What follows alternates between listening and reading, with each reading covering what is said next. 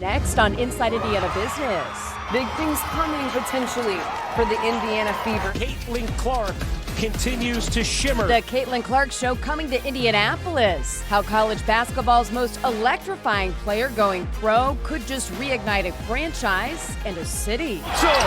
And get your brackets ready. From hosting One League's conference championship tournaments to the first and second rounds of the Big Dance at Gainbridge Fieldhouse. The latest from Horizon League commish Julie Rowe-Lash. Plus, anyone can come 24/7. Just open the box and take what they need. A mom's mission to stop overdoses has her in the national spotlight. How Justin Phillips has brought sweeping change to the Hoosier state. From Indiana's business news leader, this is IBJ Media's Inside Indiana Business with Gary Dick. Presented by Elevate Ventures and Indiana University. Hello and welcome to Inside Indiana Business. I'm Kylie Valletta in for Gary Dick this week. Indiana putting its game face on as we hit the second week of March. The ball is tipped, and there you are. You're running for your life. Big buckets, rabid fans, regions across the state cashing in on the business of basketball. The lineup this year includes the first and second rounds of the NCAA men's tournament tipping off at Gainbridge Fieldhouse. The Horizon League hosting its fifth straight postseason men's and women's tournament at the Indiana Farmers Coliseum. The NIT champions will be crowned at historic Hinkle Fieldhouse, and then there's high school hoops. Fans packing gyms in every corner of the state. It all adds up as a win-win for Hoosier schools, sponsors, and the hospitality industry. It's all going to add up to millions of dollars for Indiana schools, hotels, restaurants, and retailers, but that's just the beginning of basketball's economic domino effect bouncing into Indiana. This for college basketball history. She does it with a foul shot. Caitlin Clark becomes the all-time leading scorer in major college basketball history. Passing, pistol, Pete Maravich. But this will take you, look right here as she... In next month's WNBA draft. She's been a game changer already since announcing she would turn professional. Fever home ticket prices up more than 300%. Site traffic to the team's homepage spiking 180%. Horizon League Commissioner Julie Rowe-Lash on how the Caitlin Clark effect will impact not only the Fever, but the game of basketball itself. The notion of having an all-star player like Caitlin being able to join them, I mean, just extraordinary. And what better place than our city and state for, I believe, the WNBA, regardless of where Caitlin goes. Of course, we sure hope it's here. She is going to elevate that league just as she's done to the college women's game. I just literally saw a stat today that college women's basketball on Fox has higher viewership than college men's basketball. That's on average across the entire season. That's amazing, and that is the trajectory of the sport. Leaving it for Boston spinning, and that is why she is a top candidate for Rookie of the Year. You talk about economic impact, and you think about when a sensational, phenomenal player comes in with that level of market share. She's a superstar, and she has absolutely taken over Iowa City. She's captivated the entire country. I was sitting in a restaurant Sunday, of course, I went there to watch her break the record and watch the game with friends. I see a dad walking by, and he glances over his shoulder at the screen, and he's got 3 little kids behind him, all under the age of 5, I'm guessing. He says, "Hey," and he stops, 2 little boys and a girl. He points at the screen. That's Caitlin Clark. She's amazing. Clark, quick release. I just think that captures the essence of what she's done to elevate the sport. And you think about people do come and they come back. It's not as if they're paying, what is it now, $400 for a ticket and then saying, boy, I didn't get my money's worth. They're saying, where's she going to play next? I want to go watch her, because it's not just her offense, right? It's her passing. I just saw the clip of her and Pete Maravich where they each did a behind the back pass on a fast break, as they were obviously highlighting that she had just broken his record. It's not just, though, her ability to put the ball in the basket. It's all the other facets of her game that I think just continue to draw in a much wider fan base. The Indiana Fever found out back in December they would likely be bringing Caitlin Clark to Indiana when they landed the #1 pick during the WNBA's draft order selection night. Of note here, check Fever GM Lynn Dunn's expression. This is what happened when they found out they got the #1 overall pick. The excitement, the cheers, the smiles, big things coming potentially for the Indiana Fever. Again, big things indeed. Landing a generational talent like Caitlin Clark, a total game changer for the Fever and Indiana. Lynn Dunn talked about the Caitlin Clark effect and the overall growth of the women's game last April on the Business and Beyond podcast. I would use the word exploded. It's exploded. I mean, it's amazing. They play an unbelievably competitive game. You know, they can look at Caitlin Clark. My goodness gracious. She reminds me of Steph Curry. Clark, step back straight away. Pure. Mark Monday, April 15, as the day will officially get word the Caitlin Clark Express is coming to Indiana. That's the day of the WNBA draft.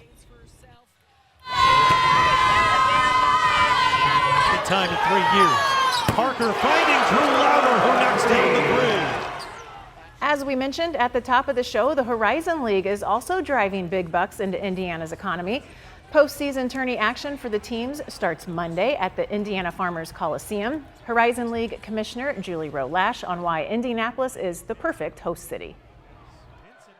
When we have Indy, I would say basketball fans come, then they become Horizon League fans afterwards, because this is an incredibly accessible Division I environment, and you see some high-level talent. There's some future professionals out there who are going to be playing and make it to the next level, but they're also going to be professionals and careers down the road too, which I think is very inspiring. Just ahead, we check what's making business news in all of the corners of the state, including Fort Wayne, where the city's art scene is getting a major boost. And we head to break on another Hoosier basketball note.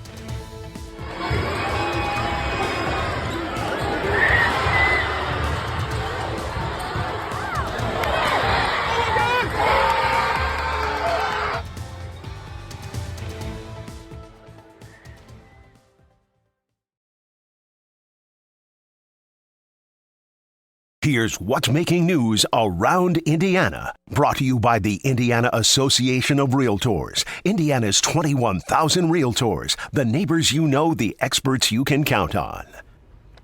We begin this week with a major development at the Stellantis plant in Tipton. Stellantis announcing it will sell its transmission facility in Tipton. That plant has been idled since June. It's all part of an agreement with the UAW. Stellantis says all Tipton workers have been reassigned to the company's Kokomo facilities. Stellantis employs more than 6,000 workers in Indiana. Canadian-based Doman Lumber is expanding its footprint in the state, the company buying the assets of Southeast Forest Products, including a lumber pressure treating plant in Richmond. Doman operates a lumber facility in Vincennes. We can bring together people that act and people that work behind the stage and bring stories to life. What a great thing for Fort Wayne. And big changes coming for the arts in Fort Wayne. The iconic nonprofit Arts United planning to undergo a $40 million renovation and expansion this summer. The city of Fort Wayne allocating $10 million in tax credits to push the project forward. Time now for our Eye on Education, brought to you by PNC Bank. Uncertainty for academic programs at Valparaiso University. The private independent Lutheran school considering cutting nearly 30 academic programs, which range from science and math to foreign language to music and theology. Valpo University leaders blaming low enrollment now and future trends as the reason for the move. A major student housing complex just off the Purdue campus under new ownership with renovation plans on the drawing board. Los Angeles-based Champion Real Estate buying the 5-building Salisbury campus apartments. Champion planning to upgrade the property with new flooring, countertops, and stainless steel appliances. Next, a Hoosier mom turning a family loss into a mission to save lives.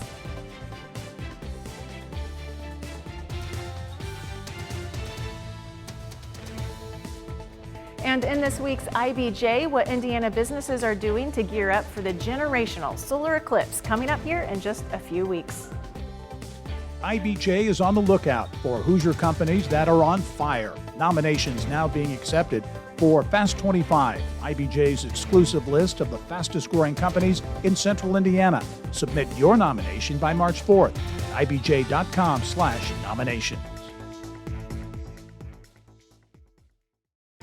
At PNC Bank, we're committed to making a difference in the lives of our customers and communities by helping them move forward financially.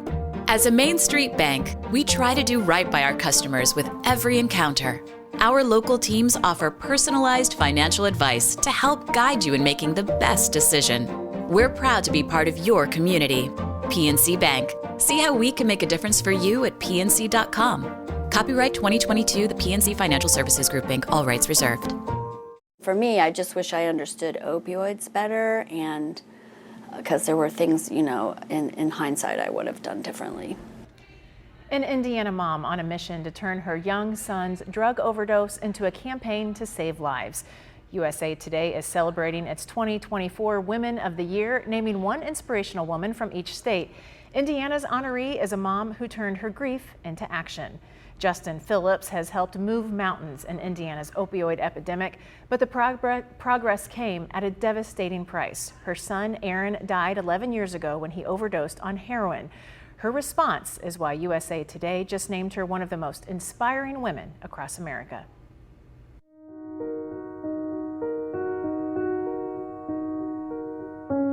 Only a sophomore and the starting quarterback for the Lawrence North football team, Aaron's story is an example of how fast addiction can change a life. Big-hearted and talented, extremely talented as an athlete, just all around charming. His life cut short by an overdose, Aaron's mom started searching for what she could have done differently. At an Indianapolis police roundtable about heroin, she heard for the first time about the overdose reversal drug naloxone. And I learned about naloxone. And I learned that something could have saved Aaron's life. She was stunned she'd never heard of it, even though Aaron was in treatment. When Aaron left treatment, they didn't talk to us about the likelihood of his potentially using again, which is very real. It takes 7 times often for people to go to treatment before it actually works. They didn't talk to us about that. They didn't talk to us about naloxone being something that we should consider having on hand. So when I went to that meeting and learned about naloxone, I was like, really, are you kidding? We need to do something. The first roadblock, naloxone, required a prescription. Which means I would have had to go to my doctor and say, can I have a prescription for naloxone because someone I love and care about is using opioids? Not something anyone's going to do. Too much stigma and judgment and misunderstanding. Justin became a champion in Indiana for passing Aaron's Law in 2015, which allows any person to get naloxone.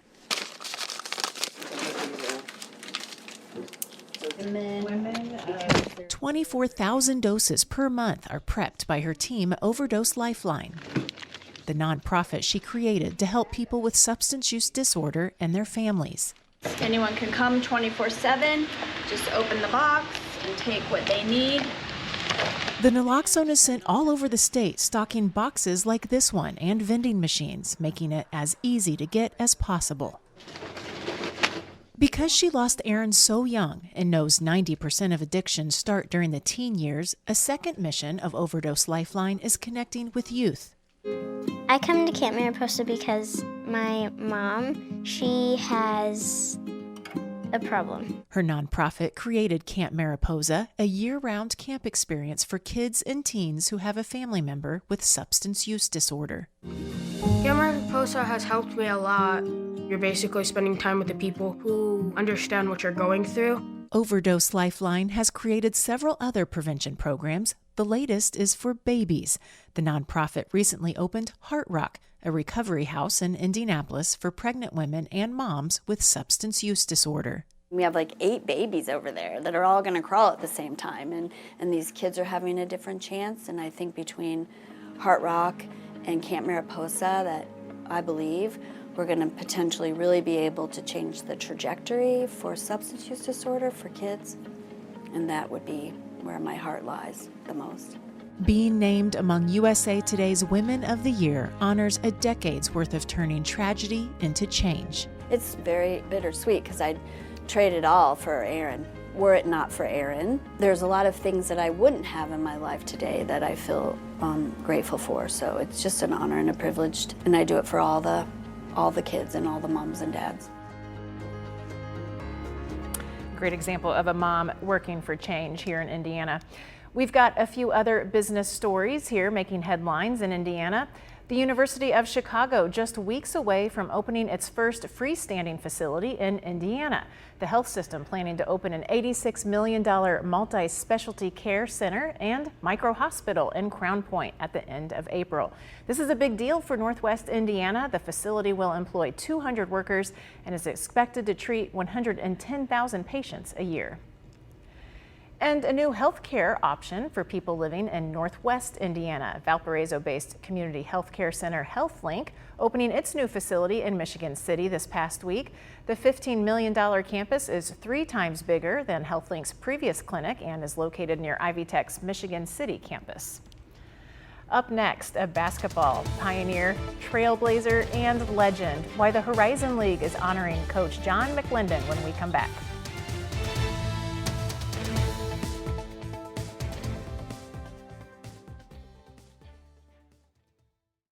Few basketball coaches can trace their roots back to the man who invented the game. That pioneer, leader, activist, teacher, trailblazer, and legend, he's Coach John McLendon, the man who engineered the first racially integrated basketball competition in the United States back in 1944, a time when race relations were starting to fall apart at the seams. McLendon being honored for his accomplishments this week at the Horizon League Basketball Championship Tournament in Indianapolis. Few basketball coaches can trace their roots back to the man who invented the game. Coach John McLendon can. He's a protege of Dr. James Naismith, the father of basketball. McLendon, the first coach to ever win 3 consecutive college basketball championships. John McLendon's Tennessee A&I squad becomes national intercollegiate basketball champions for the 3rd consecutive year.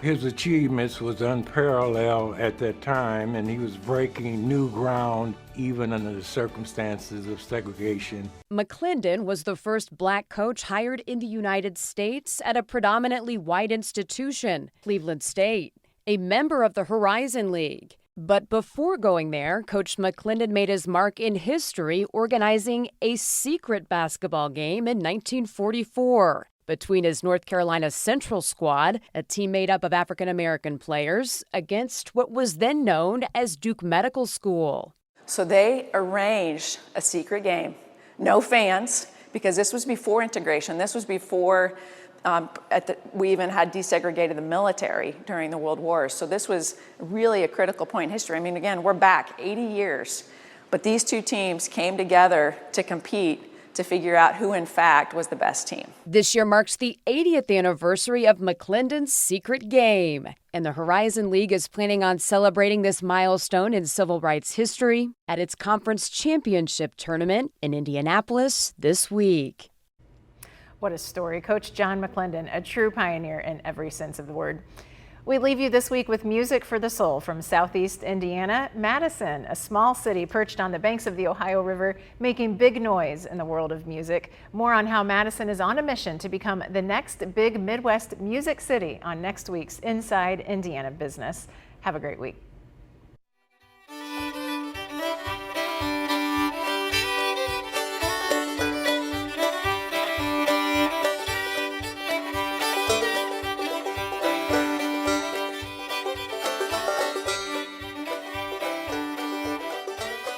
Thank you for listening to the Inside Indiana Business Television podcast. Remember, you can get the latest business news from every corner of the state at InsideIndianaBusiness.com. I'm Gary Dick. Go out and make it a successful week.